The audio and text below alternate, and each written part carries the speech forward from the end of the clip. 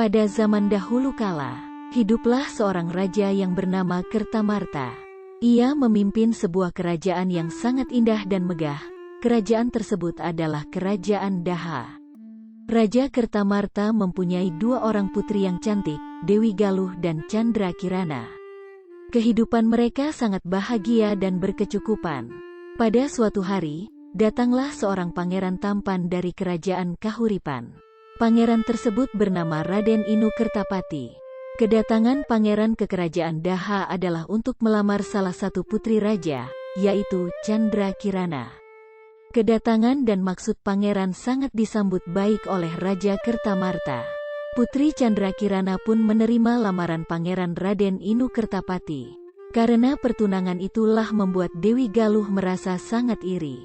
Ia menaruh hati pada Raden Inu Kertapati dan merasa dirinya lah yang lebih cocok menjadi tunangannya. Dari perasaan irilah kemudian berkembang menjadi perasaan benci. Dewi Galuh mulai merencanakan untuk menyingkirkan Candrakirana dari kerajaan. Suatu hari, secara diam-diam putri Dewi Galuh pergi menemui seorang penyihir jahat. Ia meminta bantuan kepada penyihir untuk menyihir Candrakirana menjadi sesuatu yang menjijikan dan pangeran Raden Inu menjauhinya. Ia pun berharap menjadi pengganti Candrakirana sebagai tunangannya. Penyihir pun menyetujui permintaan Dewi Galuh. Namun, penyihir tidak dapat masuk istana karena akan menimbulkan sebuah kecurigaan. Akhirnya, Dewi Galuh mempunyai siasat untuk memfitnah Candrakirana, sehingga ia diusir dari kerajaan. Candrakirana meninggalkan kerajaan dengan perasaan sedih. Di tengah perjalanan ia bertemu dengan penyihir jahat dan menyihir Candrakirana menjadi keong mas. Setelah berhasil menyihir Candrakirana, penyihir langsung membuangnya ke sungai. Kutukanmu akan hilang, jika kamu dapat bertemu dengan tunanganmu Pangeran Raden Inu, ujar penyihir. Suatu hari, seorang nenek sedang mencari ikan dengan menggunakan jala. Akhirnya, keong mas ikut tersangkut oleh jala tersebut. Melihat betapa indahnya keong mas yang ia dapatkan, si nenek langsung membawanya pulang dan disimpannya keong mas di tempayan. Nenek tersebut memelihara keong mas dengan baik dan memberikan makan, agar tidak mati. Ketika nenek sampai di rumah, ia sangat terkejut. Ia melihat makanan yang sangat enak sudah tersedia di atas mejanya. Ia merasa sangat heran dan bertanya-tanya siapa yang sudah membuatkan makanan ini. Setiap hari kejadian serupa terus terjadi. Karena merasa penasaran, sang nenek memutuskan untuk pura-pura pergi ke laut. Sebenarnya ia ingin tahu dan mengintip siapa yang sudah membuatkan makanan setiap hari. "Siapa kamu putri yang cantik? Dan dari manakah asalmu?" tanya sang nenek.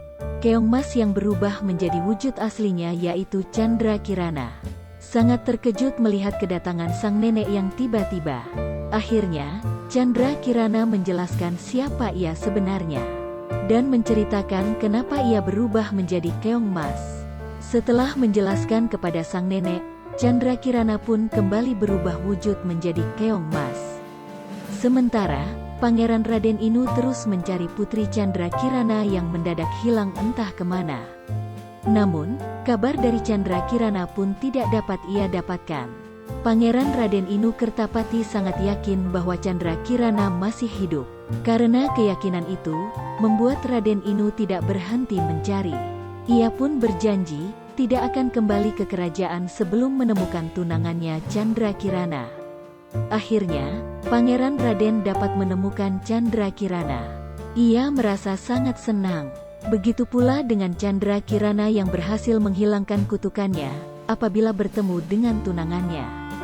Candrakirana menjadi gadis cantik jelita.